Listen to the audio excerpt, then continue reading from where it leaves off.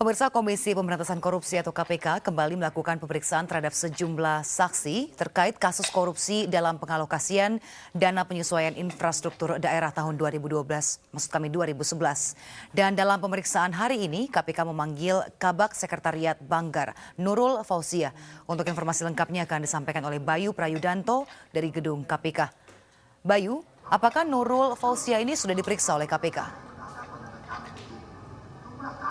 Ya, Janet, selain memeriksa sejumlah saksi-saksi terkait dengan kasus korupsi pengadaan alat simulator SIM dan kasus suap kebijakan penambahan kuota impor daging sapi, hari ini KPK kembali memulai memeriksa sejumlah saksi-saksi terkait dengan kasus dugaan korupsi dalam pengalokasian dana penyesuaian infrastruktur daerah tahun 2011. Dari dua saksi yang dijadwalkan oleh Komisi Pemberantasan Korupsi yang baru memenuhi panggilan KPK adalah Nurul Fauzia. Nurul Fauzia merupakan Kepala Bagian Sekretariat Badan Anggaran DPR RI. Saat tiba di KPK pada pukul 11:30 siang tadi, Nurul enggan berkomentar terkait dengan pemeriksaan pada hari ini. Pemeriksaan terhadap Nurul Fauzia ini memang sudah yang berulang kali dan KPK sudah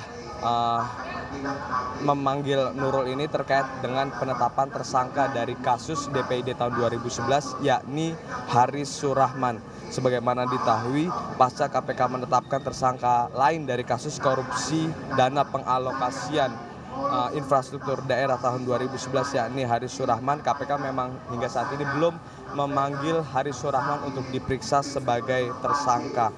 Dan terkait dengan kasus dana penyesuaian infrastruktur daerah ini memang Pengadilan Tipikor Jakarta memang sudah memvonis dua terpidana, diantaranya adalah mantan anggota Banggar Waode Nurhayati yang divonis 6 tahun penjara dan Fat Elfus dengan vonis 2,5 tahun penjara.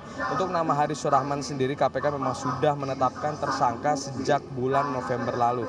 Namun pasca ditetapkan tersangka, memang KPK belum memanggilnya untuk diperiksa sebagai tersangka, dan Haris sendiri ditetapkan tersangka karena Haris diduga adalah pihak yang mengenalkan Fat Elfus kepada Waode agar Waode sebagai anggota Banggar bisa melakukan 3 daerah di Aceh sebagai penerima dana DPID.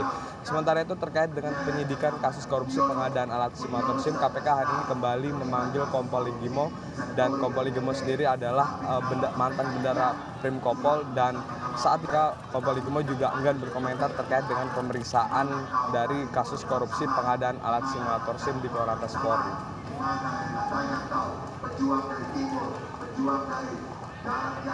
Untuk sementara demikian, Cheryl, kembali ke studio. Baik, terima kasih Bayu atas informasi Anda.